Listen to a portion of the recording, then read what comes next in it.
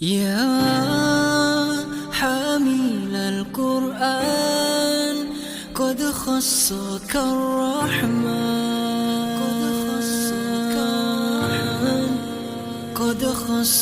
الرحمن بالفضل والتيجان والروح والريحان. Assalamualaikum warahmatullahi wabarakatuh. Alhamdulillah, wassalatu wassalamu ala rasulillah Sayyidina wa maulana Muhammad ibn Abdillah wa ala alihi wa sahbihi wa mawalah, amma ba'd. Para pemirsa yang berbahagia dimanapun berada, alhamdulillah saat ini kita masih diberikan kesempatan bertemu dengan bulan suci Ramadan, bulan yang penuh ampunan, bulan yang di dalamnya terdapat satu malam yang lebih baik daripada 1000 bulan, bulan di mana kitab suci umat Islam yaitu Al-Quran diturunkan.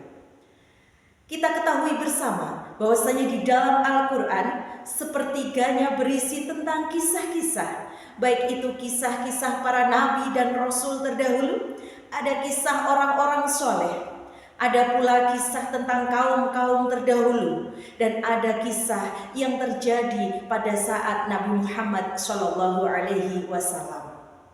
Semua kisah-kisah yang diceritakan di dalam Al-Quran bukan hanya cerita semata, bukan untuk hiburan saja atau selingan dalam membaca, namun kisah-kisah itu nyata terjadi pada zamannya, dan kisah-kisah itu semuanya mengandung hikmah.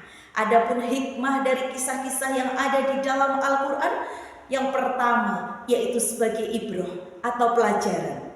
Sebagaimana dalam potongan surat Al-A'raf 176, Bismillahirrahmanirrahim, faqsusil qasasa la'allahum yatafakkarun. Ceritakanlah kisah-kisah kepada mereka agar mereka berfikir. Adanya kisah di dalam Al-Quran menuntut kita untuk berfikir, mengambil pelajaran untuk digunakan, diaplikasikan dalam kehidupan sekarang. Sebagai contoh kisah Ratu Balqis, ketika menerima undangan dari Raja Sulaiman, Ratu Balqis tidak serta-merta menolak begitu saja, tidak pula langsung membuangnya. Namun Ratu Balqis dengan kerendahan hati mau mendekati Nabi Sulaiman, kemudian ikut beriman. Itulah kisah yang diceritakan di dalam Al-Quran. Relevansinya atau pelajaran yang bisa kita ambil saat ini, bahwasanya di era modern seperti saat ini, kita jangan menutup hati dari kebenaran meskipun datangnya dari mungkin orang yang lebih rendah daripada kita dalam kedudukannya. Dan para pemimpin-pemimpin saat ini, jangan sekali-kali menutup mata, menutup telinga, karena memang kebaikan dan kebenaran bisa datang dari mana saja. Dari kisah itu kita bisa mengambil pelajaran, kita bisa mengaplikasikan, kita bisa internalisasikan dalam menjalani kehidupan, dan itu semuanya akan relevan sepanjang zaman. Kemudian hikmah yang kedua, adanya kisah di dalam Al-Quran adalah sebagai penguat hati Nabi dan umatnya. Kita ketahui bersama bahwasanya dakwah Nabi Muhammad itu penuh dengan ancaman, hinaan, cemoohan. Mungkin sesekali Nabi itu pernah merasa medan dakwah yang dijalani amat terasa berat sekali. Kemudian ada kisah tentang nabi-nabi terdahulu, diceritakan dakwah dan tantangannya mungkin serupa atau mungkin bahkan sama. Kemudian dari kisah itu akan menguatkan hati, sehingga Nabi merasa perjuangannya tidak sendiri, karena nabi-nabi terdahulu juga mengalami.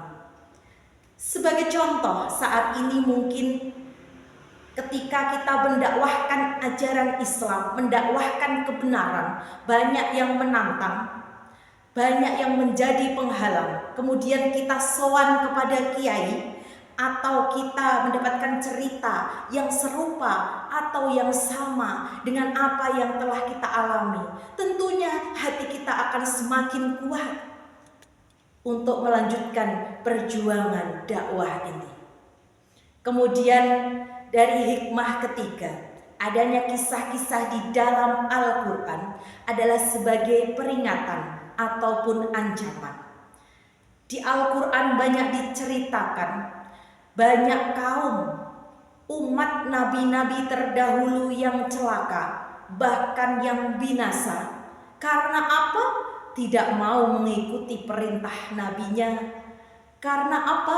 Karena membangkang, lebih memilih kepercayaannya sendiri daripada mengikuti nabi.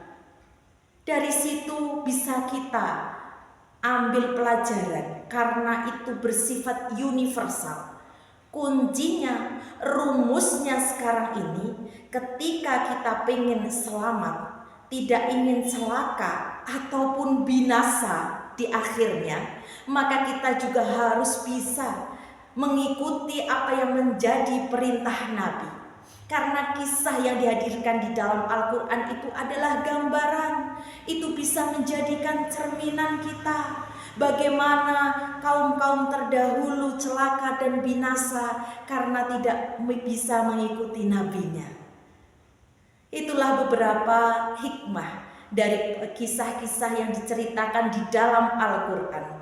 Yang pertama tadi, kisah sebagai pelajaran. Yang kedua, penguat iman. Kemudian yang ketiga, sebagai peringatan. Dan semoga kita termasuk orang-orang yang bisa mengambil pelajaran dari kisah-kisah yang ada di dalam Al-Quran. Karena kisah yang diceritakan di dalam Al-Quran itu syarat dengan nilai moral, nilai sosial, bahkan nilai spiritual. Sekian yang dapat saya sampaikan. Wal'afu minkum, ihdinas siratal mustaqim. Assalamualaikum warahmatullahi wabarakatuh.